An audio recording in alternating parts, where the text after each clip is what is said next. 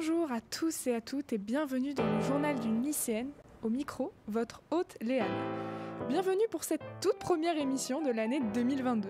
Il est actuellement 14h57, je suis actuellement très à la bourre, mais ça faut pas le dire, et nous sommes le vendredi 7 janvier. C'est donc le moment pour moi de vous souhaiter une très bonne année, heureuse, que ce soit dans tous les domaines, le travail, la vie en général, pour éviter de trop m'étaler. Et de vous souhaiter une bonne santé aussi, parce que c'est important la santé tout de même. Non, parce que oui, c'est beau d'être heureux et tout, mais si vous n'êtes pas en bonne santé, ça risque d'être compliqué. Enfin bref, j'espère que vous avez passé de bonnes fêtes, en général, et reprenons cette année avec cette émission exceptionnelle, avec de nouvelles chroniques exceptionnelles, et peut-être des invités exceptionnels. Aujourd'hui, il n'y en a pas, malheureusement. Bref, qui dit nouvelle année, dit nouvelle base, dit nouveau programme, c'est parti.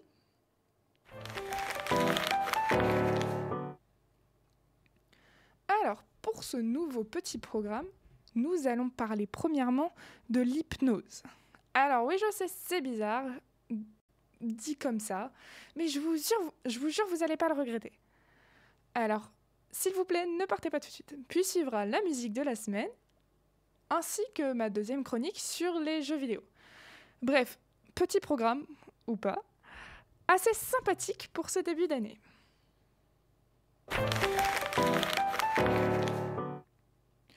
Alors oui, c'est pas le sujet le plus intéressant peut-être pour vous. Mais vous allez voir, je vous jure, ce n'est pas si intéressant que ça. Parce qu'il y a beaucoup de choses à dire. Je vais juste commencer par une petite partie d'histoire. Ne vous en faites pas, ce n'est pas l'histoire que vous apprenez au collège où vous vous embêtez comme jamais, je vous jure. Alors les origines de l'hypnose, il y en a plusieurs d'abord. Les origines appelées lointaines de l'hypnose sont les pratiques de l'hypnose chez les guérisseurs chamaniques vers moins 4000. On a eu vent de ces pratiques grâce à des tablettes de pierre sur lesquelles ils avaient décrit justement ces fameuses pratiques. Dans le monde occidental, c'est Mesmer qui l'a introduit. Au XVIIIe siècle, avec la technique que tout le monde connaît, je pense, du deux doigts face à face qui se rassemblent grâce à une vis invisible. Mesmer était un médecin allemand. Il passe une grande partie de sa vie à étudier le magnétisme, et enfin, vers la fin de sa vie, il développe le magnétisme appelé minéral au début, puis après le magnétisme appelé animal. Je ne vais pas développer là-dessus parce que c'est une théorie extrêmement complexe et extrêmement longue. Donc peut-être que ce sera dans une prochaine émission. Mais du coup, suite à ce que je viens de vous dire, vous êtes en droit de vous demander « Mais donc, qu'est-ce que c'est exactement et à quoi ça nous sert aujourd'hui finalement ?» Et c'est cool parce que c'est exactement la suite. Grosso modo, l'hypnose désigne à la fois des états modifiés de conscience, les pratiques utilisées de cet état, ainsi que les techniques permettant de créer cet état. Quand vous êtes plongé en état d'hypnose, votre état est situé entre le sommeil et la veille. C'est ce qu'on appelle l'état hypnotique.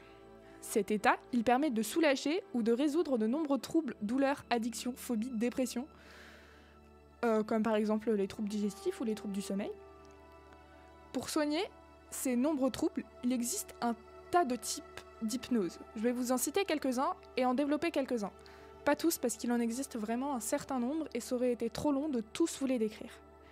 L'hypnose directe, c'est le type d'hypnose le plus utilisé aujourd'hui. Et depuis des siècles d'ailleurs. Dans le milieu médical surtout parce que ça permet d'agir au plus vite pour traiter la douleur ou voire même de préparer des interventions médicales. L'hypnose conversationnelle, ça fait partie des certaines dont je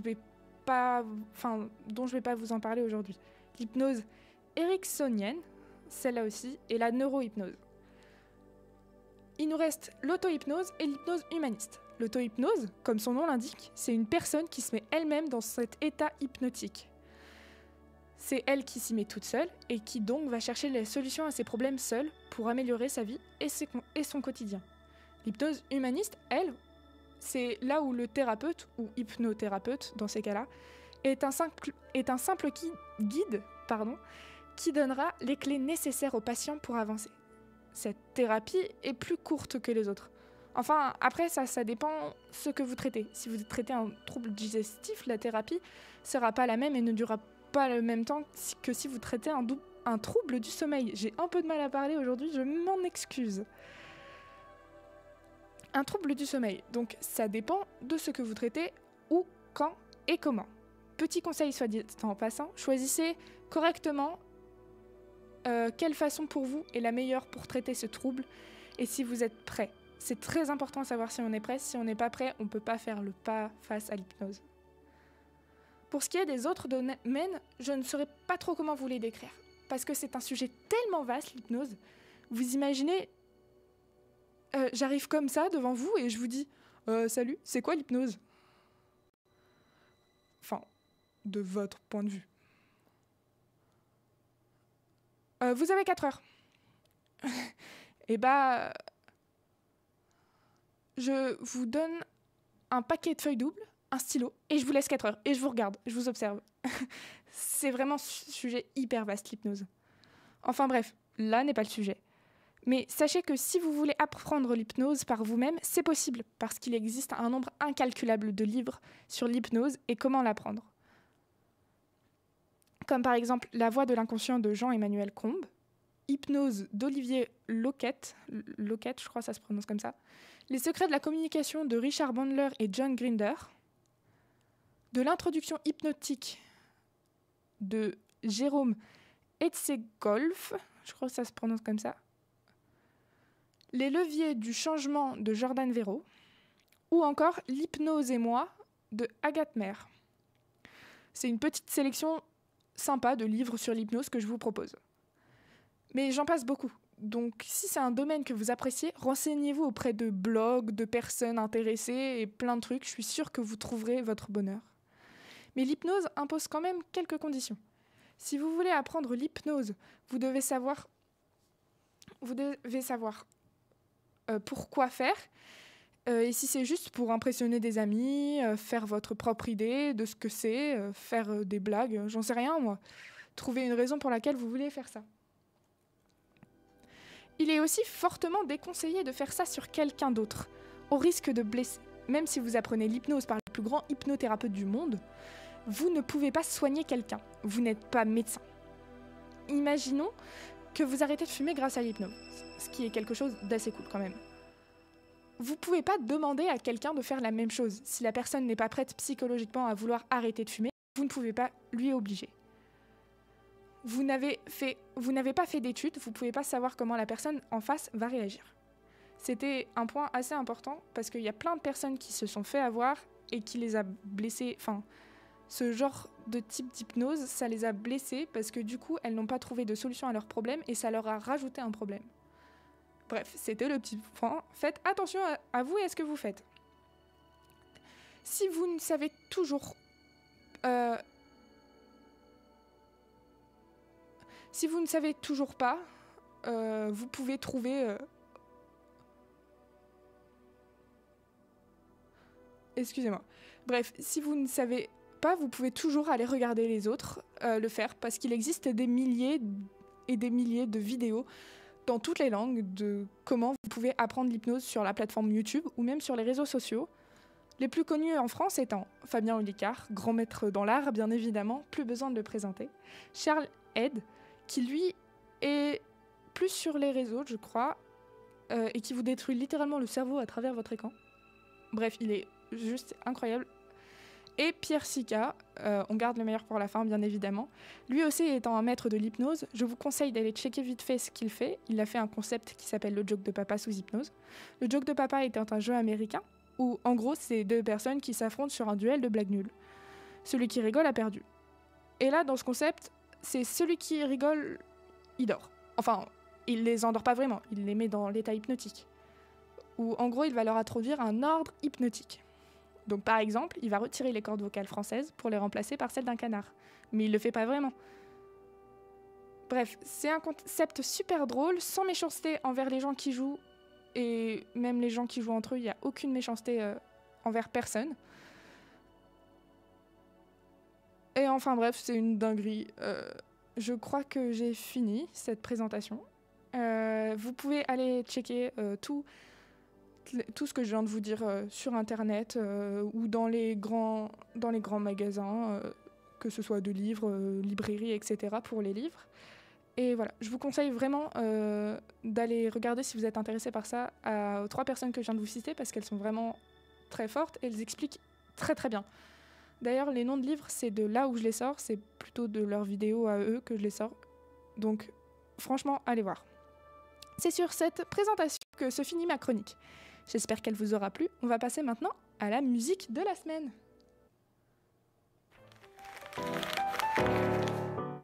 Alors, notre petite musique de la semaine, c'est Time Time de Trade DGT. On se retrouve tout de suite sur Delta FM 90.2.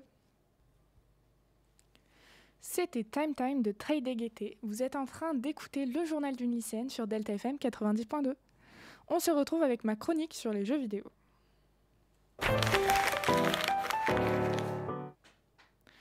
Bon, alors là, du coup, comme vous l'avez compris, on va parler de jeux vidéo. Je pense qu'une chronique sur les jeux vidéo, c'est bien d'en parler quand même. On va parler des icebergs et un peu de l'histoire en général des jeux vidéo, qui sont mine de rien quand même une grosse partie des jeux vidéo.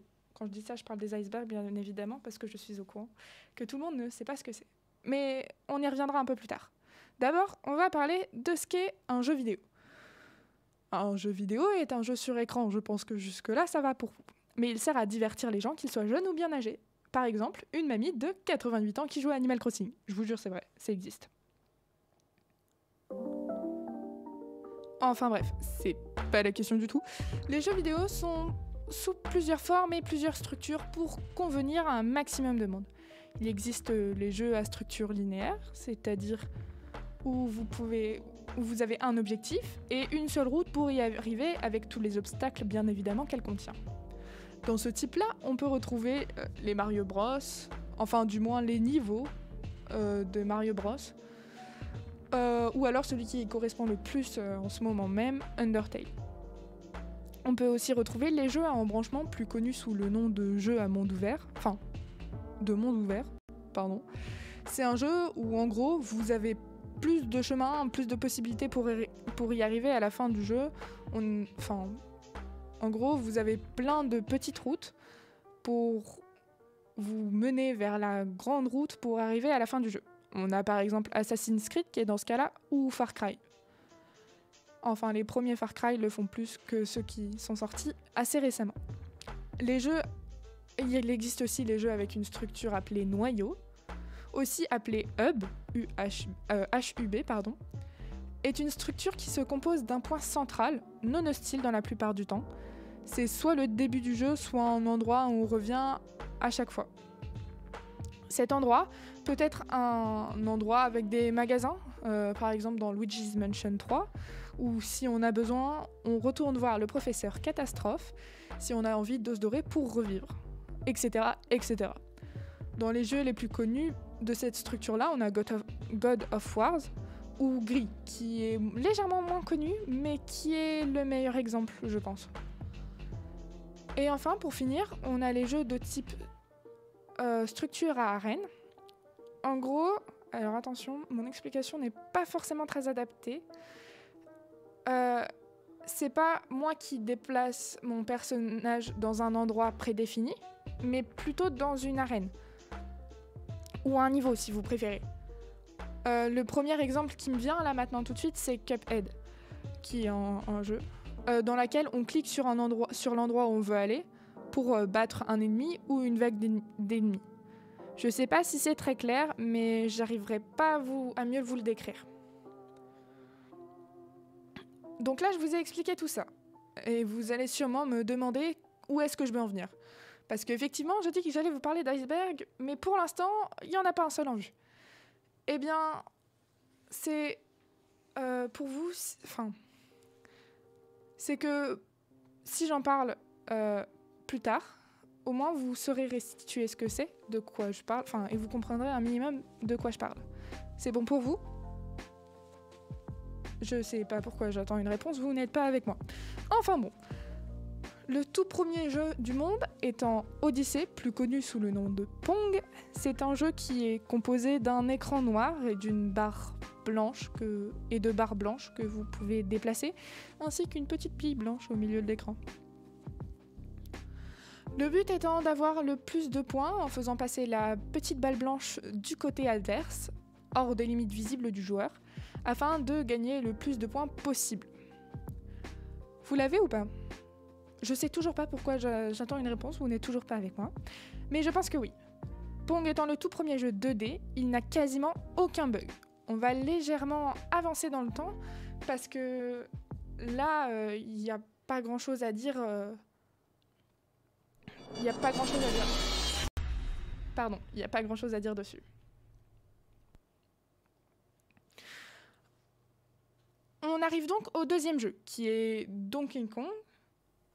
C'est littéralement le tout premier jeu Mario 2D, je crois, me semble-t-il, dont le but est de passer au-dessus des tonneaux quand vous incarnez Mario pour aller sauver la princesse Pauline. Parce que oui, à cette époque-là, c'était pas encore Peach qu'il fallait sauver, mais Pauline, que l'on retrouvera presque 40 ans plus tard sur le jeu Mario Odyssey.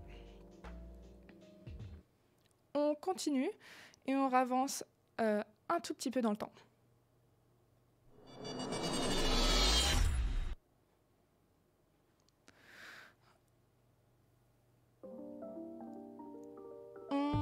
Le tout premier Mario 3D que on connaît aujourd'hui, c'est Super Mario 64. Et là, on a vraiment beaucoup de petits sujets à parler. Mario 64, il est sorti en 1996 au Japon et aux États-Unis, puis en 1997 pour l'Europe et l'Australie. C'est l'un des tout premiers jeux vidéo créés en 3D. Mario, qui à cette époque était déjà un pilier, et qui l'est toujours d'ailleurs, il s'était déjà imposé comme une révolution du jeu vidéo et avait déjà marqué un certain nombre de personnes. Et là encore plus, grâce à cette nouvelle technologie, les joueurs pouvaient se déplacer dans un monde en 3 dimensions, en face, à droite, à gauche, en arrière, en haut, en bas. Le seul problème, les bugs. Qui dit 3 dimensions dit bug à foison. Et oui, c'est pas pour rien si ça rime. Aujourd'hui, les joueurs se servent de ces bugs pour faire un speedrun, c'est-à-dire une partie à terminer le plus rapidement possible, tout en sachant que n'importe quel moyen est possible pour terminer le jeu quel qu'il soit. Donc les bugs sont autorisés. Malheureusement, ces bugs dévoilent parfois d'étranges secrets, et c'est là que commence l'iceberg. Il arrive enfin, au sens métaphorique, je ne sais plus ce que je dis, il arrive enfin, l'iceberg. Vous l'attendez, c'est le moment. L'iceberg, au sens métaphorique ici, dans le contexte du jeu vidéo, c'est un regroupement de théories des fans du jeu en question, souvent avérées par les créateurs du jeu. Ces théories sont souvent basées sur des questions non répondues auxquelles le joueur doit faire face tout au long de son aventure. C'est alors qu'interviennent les idées loufoques et les théories les plus farfelues les unes que les autres, ou pas. Il existe des centaines et des centaines d'icebergs dans le vaste océan qu'est Internet. Cette appellation d'iceberg n'existe que parce qu'on sait que l'iceberg a une partie cachée plus importante que la partie visible. Alors, plus on descend le long de cet iceberg, plus les théories sont folles, intéressantes, flippantes, inconnues, voire très glauques. La partie de l'iceberg la plus visible est alors composée des théories les plus connues. Et cela, il va crescendo jusqu'à atterrir dans les abysses, à n'y plus voir l'iceberg. Avant de finir cette chronique, je vais vous présenter tout de même quelques théories de l'iceberg de Mario 64. Et peut-être que de temps en temps, si cela me chante, je vous ferai un iceberg en entier. Mais ça, ce serait de temps en temps. Alors, je vais vous présenter l'une des théories les plus connues, qui est « Hell is real », ou alors « Elle est réelle » en bon français. Quand vous jouez à Mario 64 et que vous arrivez au passage qui est dans le jardin de Peach, il y a une énorme fontaine centrale. Sur cette fontaine, il y a une étoile, puis juste en dessous, une plaque avec une inscription. Malheureusement, Mario ne sait pas lire. Alors je vais mettre en pause du coup juste quelques secondes cette théorie pour vous en donner une autre. Effectivement, quand vous faites votre aventure sur Mario, vous pouvez constater qu'il y a des Toads qui vont vous parler. Et donc le texte va s'afficher, ainsi que certains panneaux. Les textes s'affichent alors aussi. Ces textes servent souvent à aider les joueurs dans leur quête. Vous remarquez d'ailleurs que les panneaux sont adressés aux joueurs directement, brisant ainsi le 4e mur. Le quatrième mur, c'est le rempart qui sépare la réalité du virtuel. C'est son appellation. Enfin bref, cette théorie prouve que Mario ne sait pas lire. Parce qu'il sait lire... Enfin, c'est le joueur qui doit savoir lire, pas Mario. Donc sous cette fontaine, il y a une inscription qu'on ne peut pas lire. Parce qu'apparemment, ce n'est pas une aide ou quelque chose comme ça. Car comme je viens de vous lire, Mario ne sait pas lire les panneaux, sauf si c'est des aides.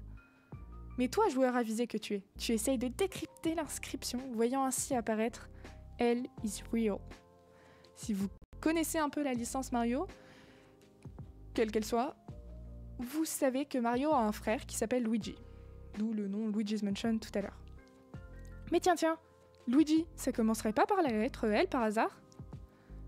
Alors, plusieurs théories nous révèlent que si le jeu avait été fini tel qu'il avait été prévu, parce que oui, beaucoup de jeux font face à cette malencontreuse épreuve de retirer des niveaux, des personnages, etc., soit par manque de temps, soit par manque de place, ou soit parce qu'il y a trop de bugs.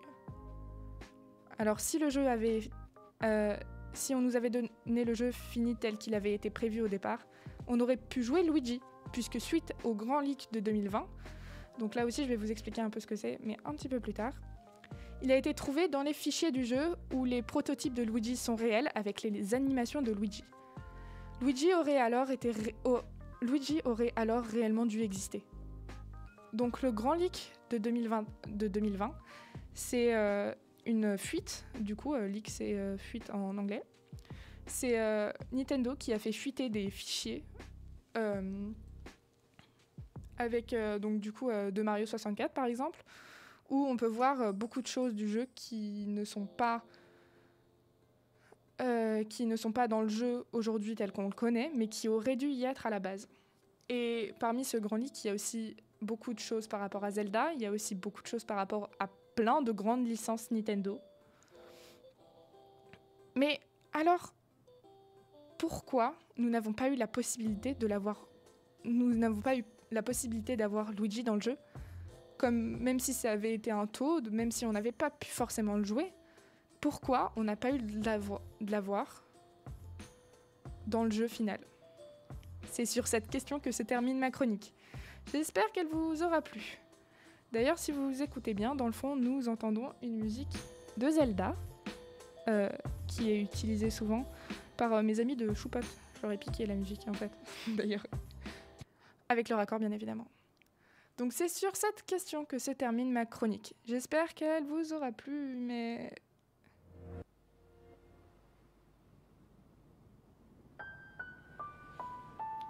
C'est déjà la fin de cette première émission de 2022. Merci de m'avoir écouté. J'espère qu'elle vous aura plu. Si vous voulez la réécouter, vous pouvez sur YouTube, Spotify et Deezer, ainsi que sur le site Delta FM. Je vous souhaite quand même une bonne année et une bonne santé. Bon, moi en attendant, je vous dis à la semaine prochaine pour une autre émission, même heure, même jour, etc., etc. Ciao, ciao.